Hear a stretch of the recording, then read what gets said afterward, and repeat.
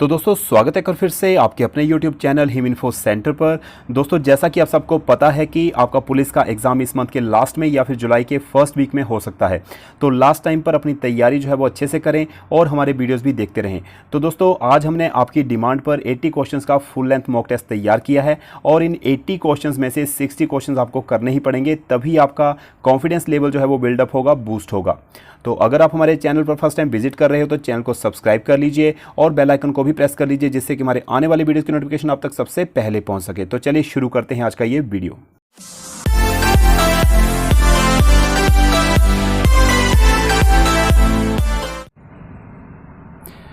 तो फ्रेंड्स आज हम करेंगे HP police constable exam preparation 2022 के लिए 80 क्वेश्चंस का फुल लेंथ मॉक टेस्ट, क्योंकि आप सभी के कमेंट्स आ रहे थे कि फुल लेंथ मॉक टेस्ट लेकर आइए, तो आज इस चैनल पे आपके लिए एक फुल लेंथ मॉक टेस्ट लेकर हाजिर हुए हैं। तो शुरू करते हैं फर्स्ट क्वेश्चन से।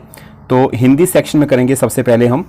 फर्स्ट क्वेश्चन है, निर्निमेष शब्द में कौन सा उपसर्ग है? तो बताना है इसमें अपने उपसर्ग जो होता है शब्द के शुरू में लगता है, ठीक है, और प्रत्येक शब्द के अंत में लगता है। तो शुरू में क्या लगा है अब उपसर्ग इसमें? निर, नि, निह, निस। तो बताना है इसका सही जवाब क्या होगा। तो option A is the right answer, निर उपसर्ग है इसमें, ठीक है, निर्निमेष में निर उपसर्ग है। नेक्स्ट है क्वेश्चन नंबर 2, किस क्रमांक में तत्पुरुष समास है?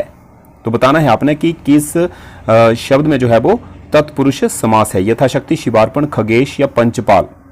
तो यहां पर शिवार्पण, ठीक है, शिव के लिए अर्पण, यहां पर के लिए का प्रयोग हुआ है, इसलिए संप्रदान तत्पुरुष समास है ये, ठीक है। तो तत्पुरुष समास इसमें कहेंगे हम, ठीक है, शिवार्पण में, शिव के लिए अर्पण। तो नेक्स्ट है क्वेश्चन नंबर 3, किस क्रमांक में पेट की दाढ़ी होना मुहावरे का सही अर्थ है? तो बाल्यावस्था में समझदार होना, झगड़ालू होना, निरर्थक व्यक्ति, कुरूप होना। तो बताना है सही जवाब क्या होगा। तो इसका सही जवाब है बाल्यावस्था में ही समझदार होना, पेट में ही दाढ़ी होना, ठीक है, पेट की दाढ़ी होना। Option A is the right answer. Next question number 4 है, मूर्धन्य ध्वनियां कौन सी हैं? पहचानना है आपने।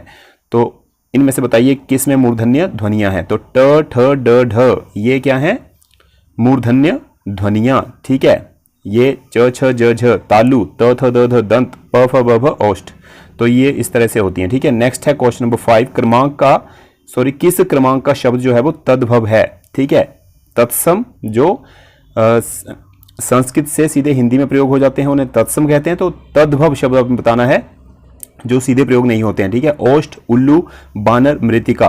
तो इन तीनों को छोड़ के उल्लू जो है वो तद्भव शब्द है, ठीक है। नेक्स्ट है क्वेश्चन नंबर 6, जो स्वयं अपनी ही कठिनाई में फंसा हो वे दूसरों की विपत्ति क्या दूर करेगा? किस लोकोक्ति का तात्पर्य है ये बताना है आपने, ठीक है। ये एक लोकोक्ति है, इसका अर्थ बताइए। तो ऑप्शंस हैं, मियाँ की जूती मियाँ के सिर, रजा न कजा कजा ही कजा, मूली अपने पत्तों पर भारी है। तो बताइए इसका सही जवाब ऑप्शन डी होगा, मूली अपने ही पत्तों पर भारी है, ठीक है। जो स्वयं अपनी ही कठिनाई में फंसा हो वह दूसरों की विपत्ति क्या दूर करेगा? तो option D is the right answer. Next question number 7 है, ब्राह्मण शब्द का पर्यायवाची नहीं है। बताना है इनमें से ब्राह्मण शब्द का पर्यायवाची कौन सा नहीं है? भूसर, विप्र, आत्मज, द्विज। तो भूसर, विप्र और द्विज को छोड़कर आत्मज जो है वो ये ब्राह्मण का पर्यायवाची शब्द नहीं है। आत्मज का मतलब क्या है? पुत्र, ठीक है। नेक्स्ट है, अभय उभय युगम का सही अर्थ बताना है।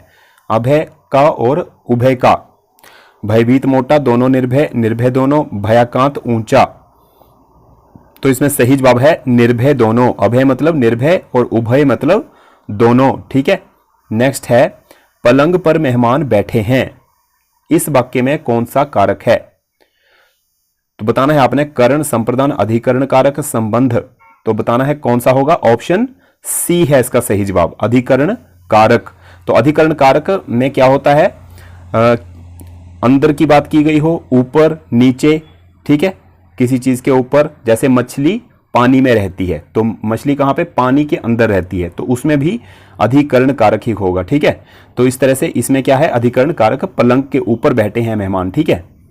तो नेक्स्ट है क्वेश्चन नंबर 10, किस क्रमांक का सही शब्द है? पौराणिक बताना है आपने। तो पौराणिक जो है इस तरह से लिखा जाता है, ठीक है। यह है शुद्ध वर्तनी, ऑप्शन ए।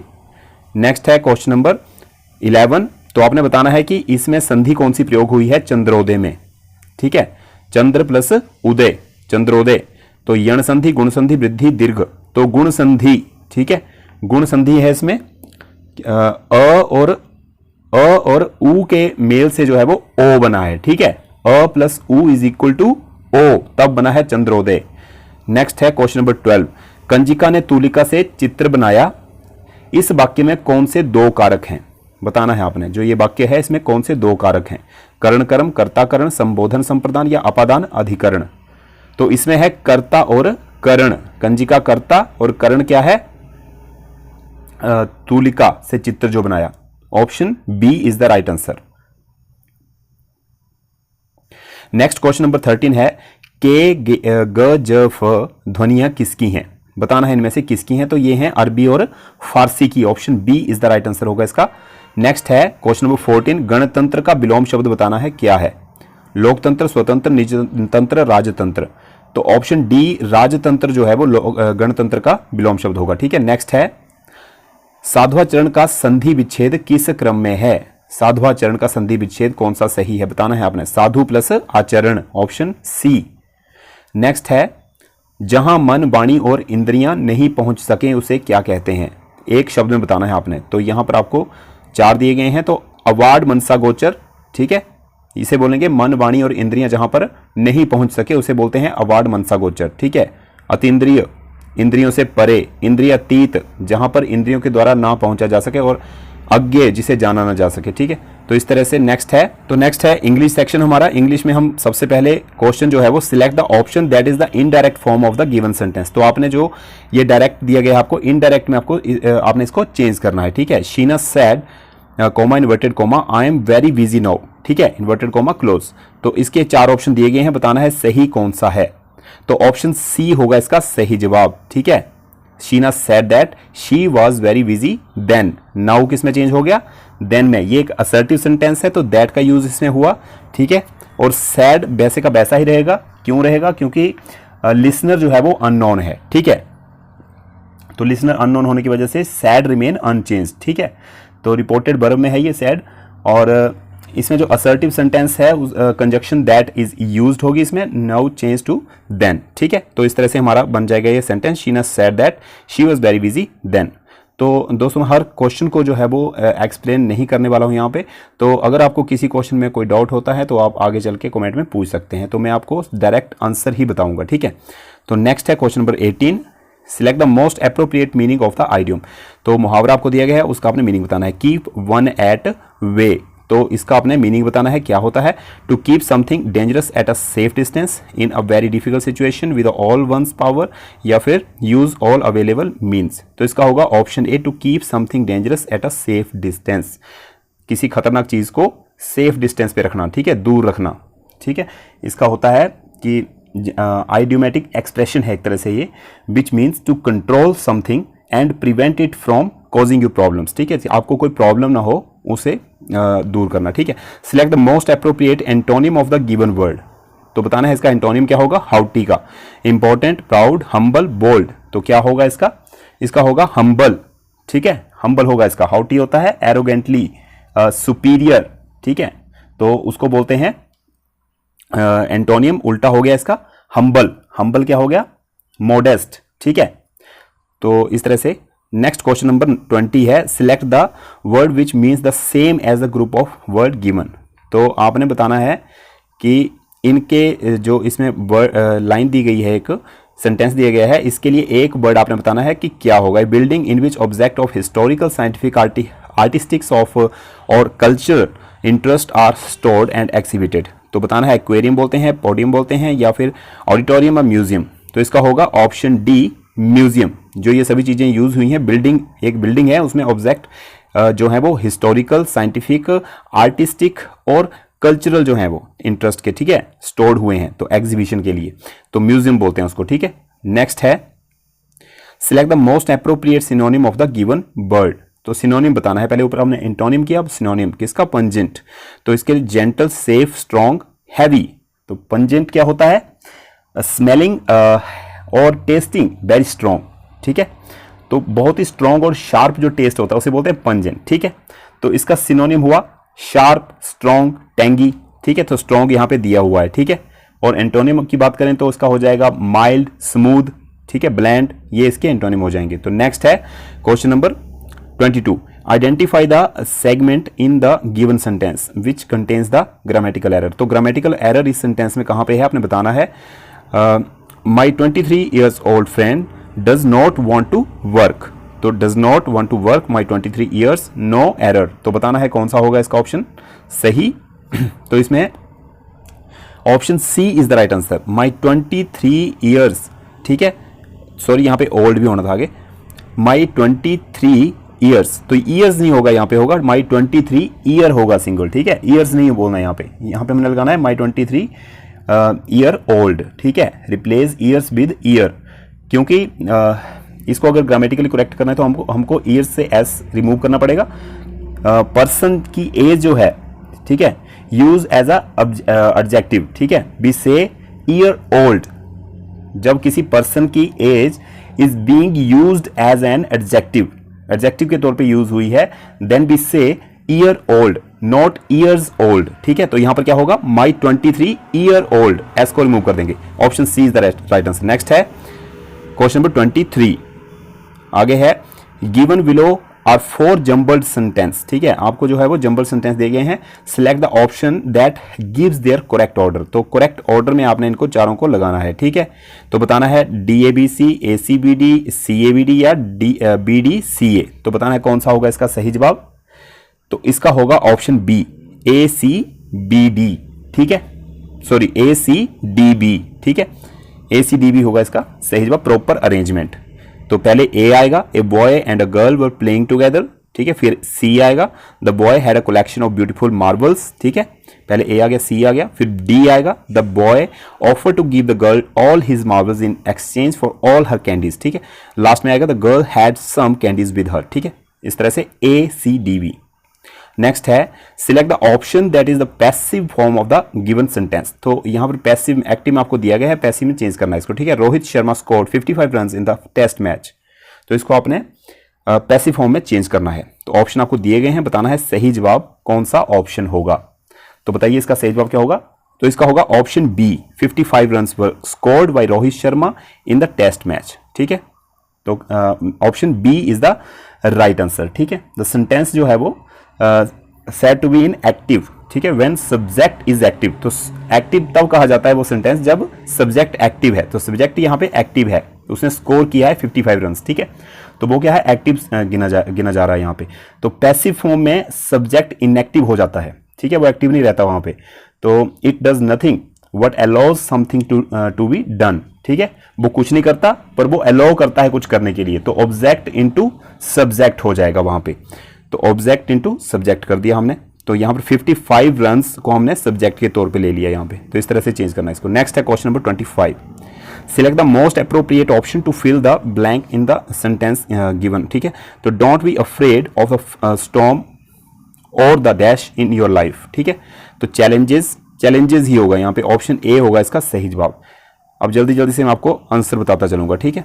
आइडियम फ्रेज है tell me plainly who broke the mirror, do not beat about the bush. तो बताना है do not beat about the bush का मीनिंग क्या होता है। ये अंडरलाइन करना था मैंने, यहाँ पे हुआ नहीं है, तो इसका मीनिंग बताना है। ये है यहाँ पे आइडियम। तो इनमें से बताइए कौन सा होगा सही जवाब। तो इसका होगा option C, approach the matter in a roundabout way, ठीक है, to avoid taking about what is important, ठीक है। नेक्स्ट है in life we have to take the rough with the smooth. तो इसके लिए आपने बताना है रफ विद द स्मूथ। तो इसका होगा एक्सेप्ट द अनप्लीसेंट। जो अनप्लीसेंट एस्पेक्ट्स होते हैं उनको लाइफ में एक्सेप्ट करना, ठीक है, और उसके साथ साथ बुरी चीज़ों को भी, सॉरी अच्छी चीज़ों को भी एक्सेप्ट करना, ठीक है।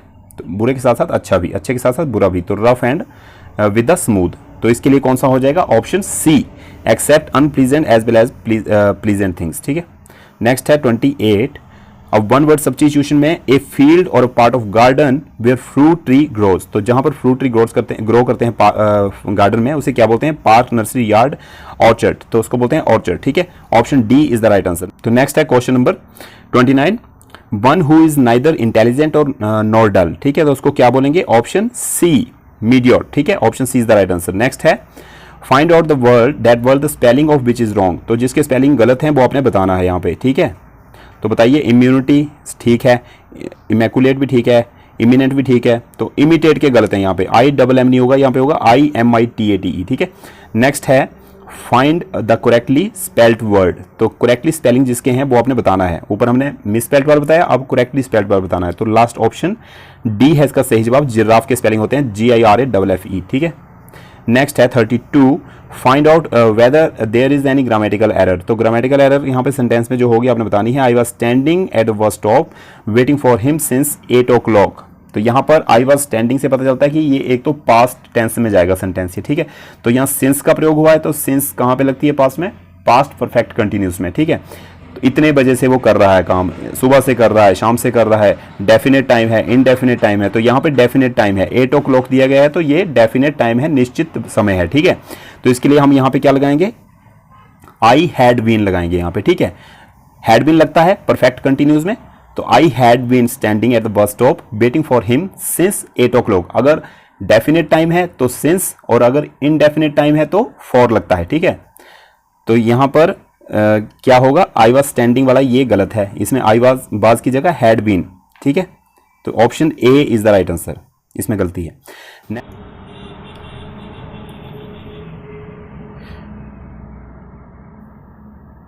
तो यहाँ पर क्वेश्चन नंबर 33 है। अब मैथ सेक्शन और साइंस का सेक्शन हमारा आएगा। तो सबसे पहले मैथ का क्वेश्चन नंबर 33 है, यदि दो धनात्मक पूर्णांकों का गुणनफल जो है उनके HCF के गुणनफल के बराबर है और LCM सत्य है, तो HCF 32 36 क्या है बताना है आपने, ठीक है। HCF क्या होगा इनका, 2 4 6 8, तो इसका सही जवाब होगा ऑप्शन बी 4, ठीक है। नीचे आपको एक्सप्लेनेशन दिया गया है यहाँ पे, ठीक है। गुणनखंड निकाले गए हैं पहले 32 के, फिर 36 के गुणनखंड निकाले गए हैं, ठीक है।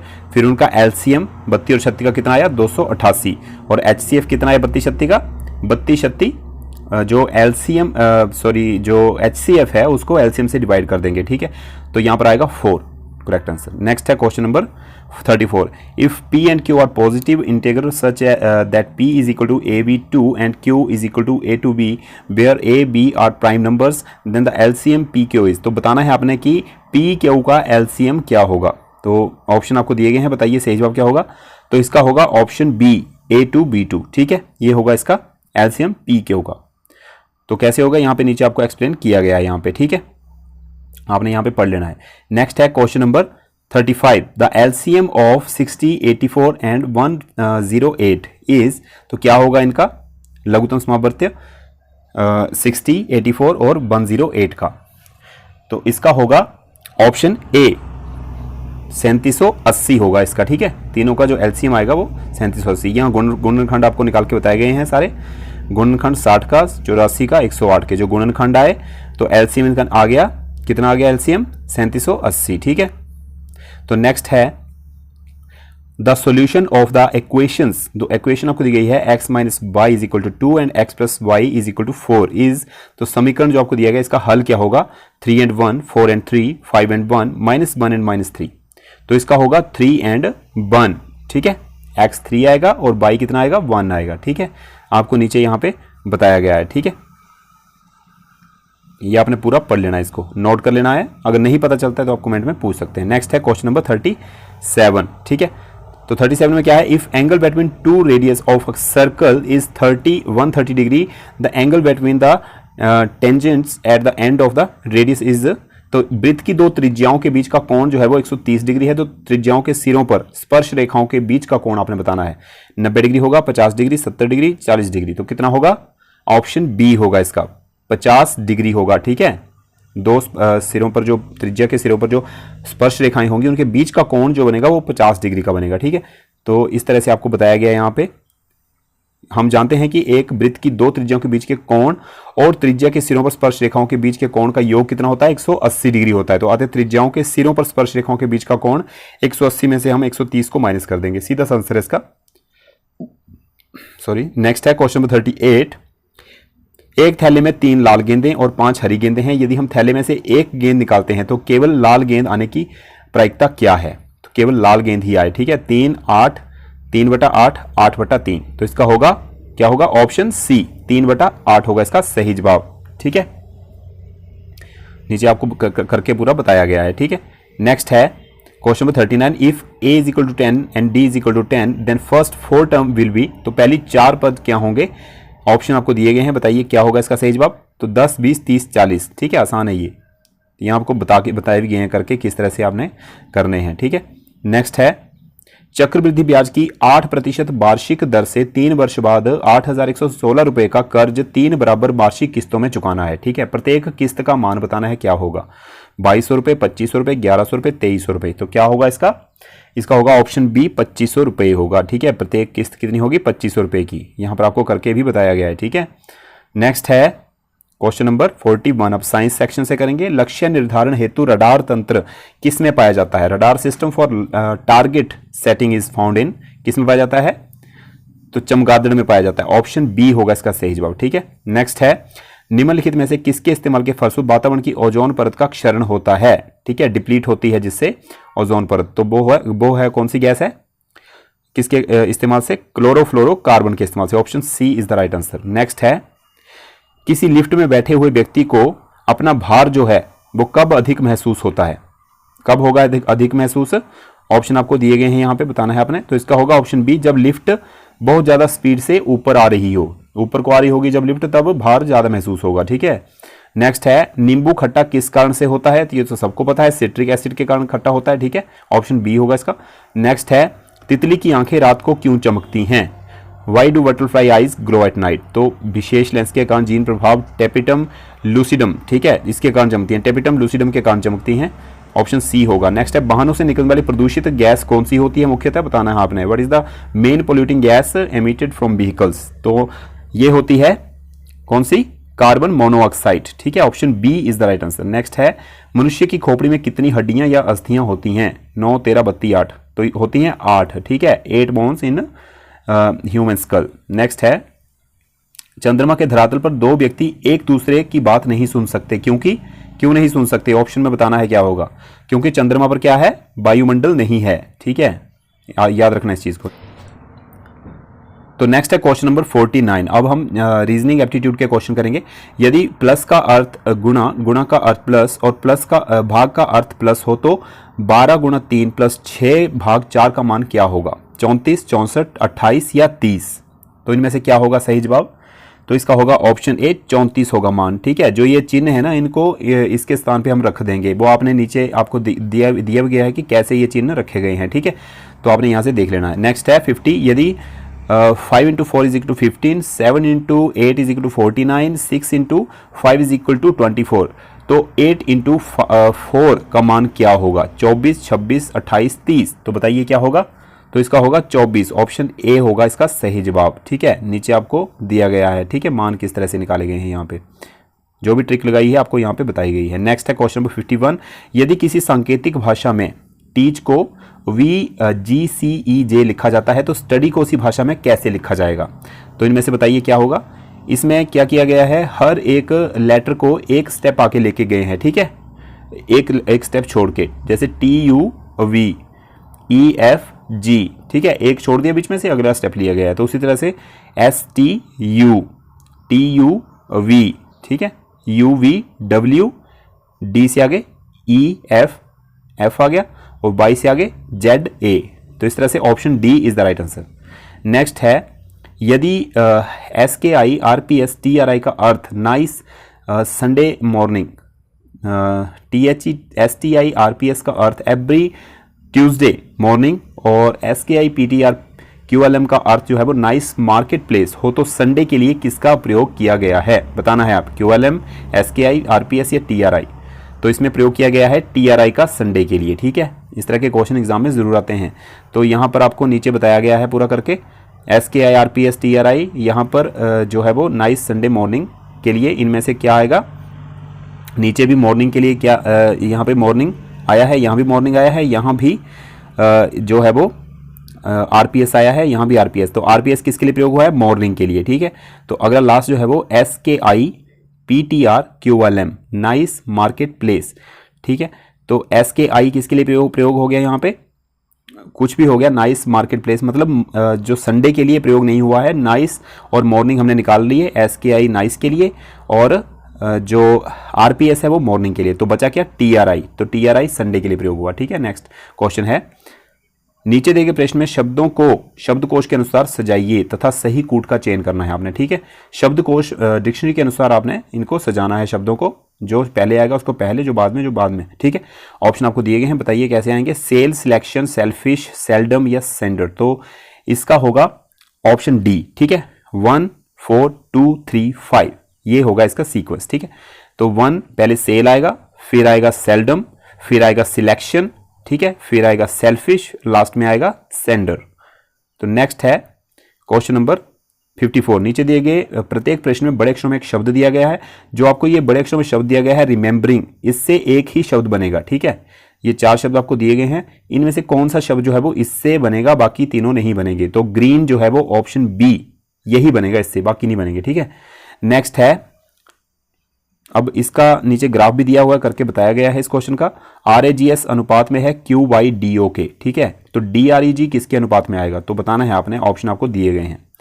तो बताइए इसका सही जवाब क्या होगा, तो इसका सही जवाब ऑप्शन ए होगा CPBC। ठीक है, यहां पे क्या किया गया है, एक स्टेप बैकवर्ड गए हैं। ठीक है, R के पीछे Q आ गया। ठीक है, फिर A से 2 स्टेप बैकवर्ड जाएंगे, G से 3 स्टेप बैकवर्ड जाएंगे, उसी तरह से S से 4 स्टेप बैकवर्ड गए तो O आ गया। ठीक है, वैसे ही करेंगे हम, D से 1 स्टेप बैकवर्ड गए, पीछे गए तो C आ गया, R से 2 स्टेप जाना है, P आ गए। ठीक है, आगे E से ये क्या लिखा है यहाँ पे, हाँ E है, E से हम 3 स्टेप बैकवर्ड जाएंगे तो B आ गया। ठीक है, उसी तरह से G से 4 स्टेप बैकवर्ड जाएंगे तो C आ जाएगा।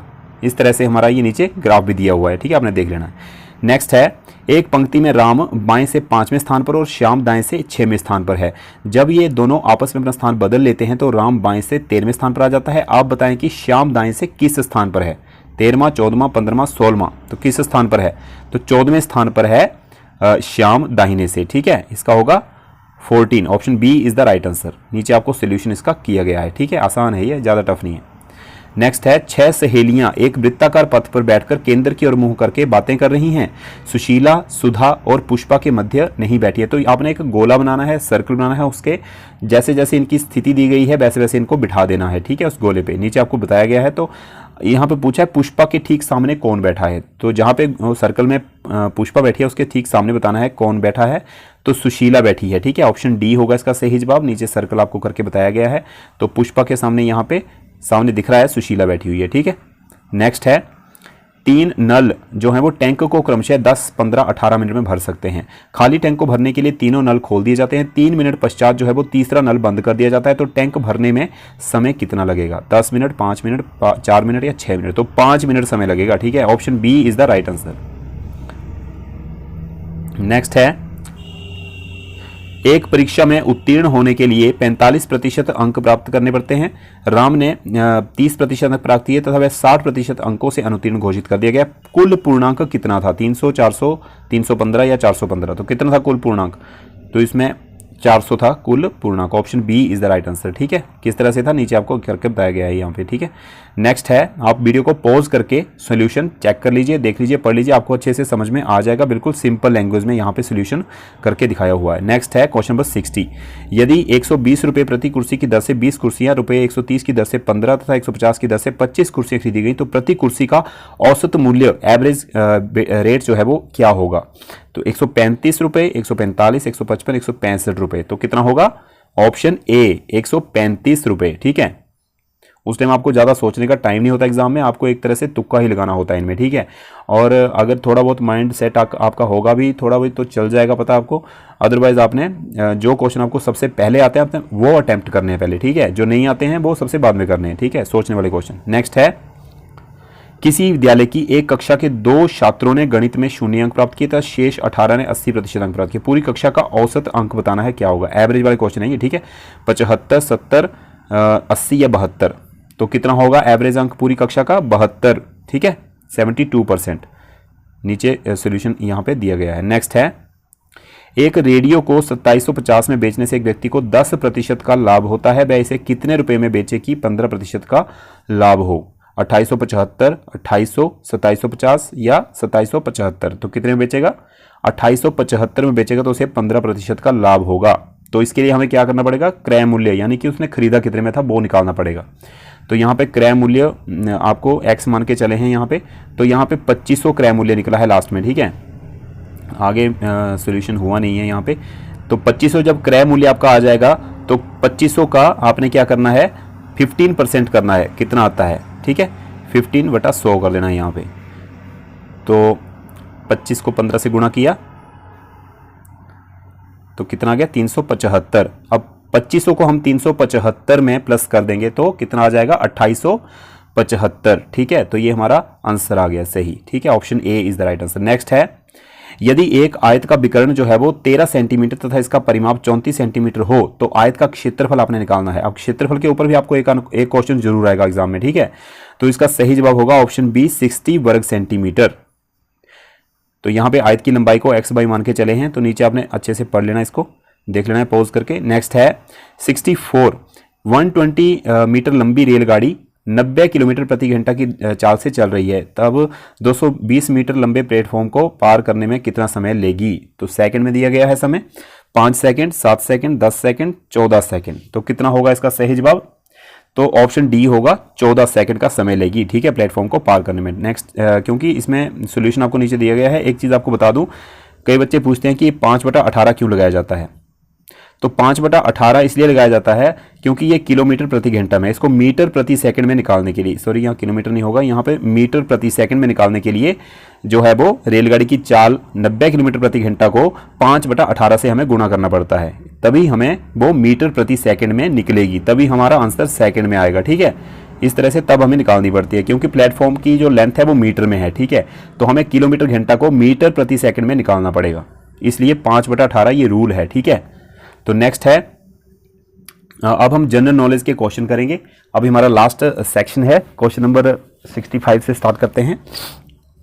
उच्च न्यायालय के न्यायाधीशों को शपथ इनमें से कौन दिलाता है? जो हाई कोर्ट के जज होते हैं उनको कौन दिलाता है? राष्ट्रपति, सर्वोच्च न्यायालय का मुख्य न्यायाधीश, मुख्यमंत्री, राज्यपाल। तो उच्च न्यायालय स्टेट में होता है, तो स्टेट का जो राज्यपाल होता है वहां का, वो वहां शपथ दिलाता है उनको, ठीक है, उच्च न्यायालय के न्यायाधीश को। नेक्स्ट है, संविधान के अनुच्छेद 123 में इनमें से किसके साथ संबंधित है? तो अनुच्छेद 123 में क्या दिया गया है तो बताना है आपने। तो राष्ट्रपति के अध्यादेशों का वहां पे विवरण है, ठीक है, राष्ट्रपति के अध्यादेश है उसमें 123 अनुच्छेद में, याद रखना है आपने। तो टोडा जनजाति कहाँ पाई जाती है? टोडा जनजाति नागालैंड में, नीलगिरी, गुजरात या झारखंड? तो नीलगिरी की पहाड़ियों में। तो नीलगिरी की पहाड़ियां कहाँ पर हैं? ज़्यादातर तमिलनाडु में है, ठीक है, तो कर्नाटक में भी फैली हुई हैं। तो नीलगिरी की पहाड़ियों में टोडा जनजाति पाई जाती है। नेक्स्ट है, खनवा और घाघरा का युद्ध, बैटल ऑफ खनवा एंड घाघरा, इनमें से कौन से मुगल शासक ने लड़ा था? ठीक है, हिस्ट्री का क्वेश्चन है ये। अकबर, औरंगजेब, हुमायूं, बाबर। तो खनवा और घाघरा का लड़ा था बाबर ने, ठीक है। नेक्स्ट है, इनमें से कौन म्यूचुअल फंड्स को विनियमित करने का कार्य करता है? आपको जीके में हर तरह के क्वेश्चन आज मैंने डाले हैं, ठीक है, करंट अफेयर्स के भी हैं, हिमाचल के, इंडिया के। तो इसका आपने बताना है सही जवाब क्या होगा। SCBI, SBI, RBI, कोई भी नहीं। तो इसमें होगा SEBI, ठीक है, SEBI जो है वो म्यूचुअल फंड्स को विनियमित करता है, ठीक है। नेक्स्ट है, पंचमहल इनमें से कौन से स्थान पर उपस्थित है? आगरा, बरेली, फतेहपुर सीकरी, अलीगढ़। बहुत ही आसान क्वेश्चन है, फतेहपुर सीकरी, याद रखना है आपने। ये ऐसे ऑप्शंस अक्सर याद रह जाते हैं, ठीक है। तो फतेहपुर सीकरी में क्या है? पंचमहल। नेक्स्ट है, हिमाचल प्रदेश का सबसे बड़ा ग्लेशियर इनमें से कौन सा है? तो बताना है आपने कौन सा है? बड़ा शिगरी ग्लेशियर, ठीक है, option A is the right answer. Next है, महासू जिले का नाम शिमला जिला दिए गए कौन से वर्ष में कर दिया गया था? महासू से बदलकर शिमला। तो किस वर्ष में किया गया था? 1966 में, 1966 में। नेक्स्ट है, निम्न में से कौन सी झील मंडी जिले के अंदर स्थित है? इनमें से नहीं है। तो जो आपको ये झीलें दी गई हैं, इनमें से कौन सी झील है जो मंडी जिले में स्थित नहीं है? तो कुमारवा, रिवाल्सर, कामरूनाग ये तो मंडी में है, ठीक है। नाको झील नहीं है, ठीक है, नाको झील कहां पर है? किन्नौर में। नेक्स्ट है, निम्न में से कौन सा जिला जो है वो पूर्णतः शिवालिक श्रेणी में के अंतर्गत आता है? कांगड़ा, ऊना, सिरमौर, सोलन। तो ऊना जिला जो है वो शिवालिक श्रेणी के अंतर्गत आता है पूर्णतः, पूरी तरह से, ठीक है। कौन से दिन को कंप्यूटर साक्षरता दिवस के रूप में मनाया जाता है? कंप्यूटर से रिलेटेड भी आपको एक क्वेश्चन आ सकता है, ठीक है। 5 दिसंबर, 14 दिसंबर, 22 दिसंबर, 2 दिसंबर। तो हर वर्ष 2 दिसंबर को जो है वो कंप्यूटर साक्षरता दिवस के रूप में मनाया जाता है, ठीक है। नेक्स्ट है रोटरडम यूरोप का सबसे अधिक महत्वपूर्ण बंदरगाह है, कौन से देश में स्थित है ये? ठीक है, रोटरडम बंदरगाह नीदरलैंड, बेल्जियम, जर्मनी, फ्रांस। तो रोटरडम है नीदरलैंड में। ठीक है, नीदरलैंड में स्थित है ये। नेक्स्ट है वेदों की ओर लौटो नारा किसने दिया था? भगत सिंह, स्वामी दयानंद सरस्वती, जयप्रकाश नारायण या महात्मा गांधी? तो ये दिया था स्वामी दयानंद सरस्वती ने, वेदों की ओर लौटो। ठीक है। ओलंपिक शब्द ओलंपस शब्द से लिया गया है, जो नाम है एक नदी का, पर्वत का, द्वीप का, इनमें से कोई नहीं। तो ओलंपस शब्द जो है वो पर्वत का नाम है। ठीक है, ऑप्शन बी याद रखना है आपने, ओलंपस से बना है ओलंपिक। हाल ही में हिमाचल प्रदेश उच्च न्यायालय के मुख्य न्यायाधीश कौन बने हैं? तो ऑप्शंस आपको दिए गए हैं, बताना है सही जवाब क्या होगा। तो न्यायाधीश Azmat Saeed, option A is the right answer. ठीक है। नेक्स्ट है हाल ही में किस राज्य में पहली बार डाक विभाग ने ड्रोन का इस्तेमाल करके मेल डिलीवर किया? ठीक है, राजस्थान, मध्य प्रदेश, गुजरात, उत्तराखंड। तो किस राज्य में? गुजरात में, गुजरात के कच्छ में किया गया ऐसा। ठीक है, ड्रोन का इस्तेमाल करके जो पोस्ट डिपार्टमेंट है, पोस्टल डिपार्टमेंट, उसने पहली बार जो है ड्रोन का इस्तेमाल करके मेल डिलीवर किया है। ठीक है, गुजरात में। तो इस तरह से हमारे ये 80 क्वेश्चन का full length mock test complete होता है। तो दोस्तों ये था आज का वीडियो अच्छा लगा हो तो वीडियो को लाइक और शेयर जरूर कीजिएगा।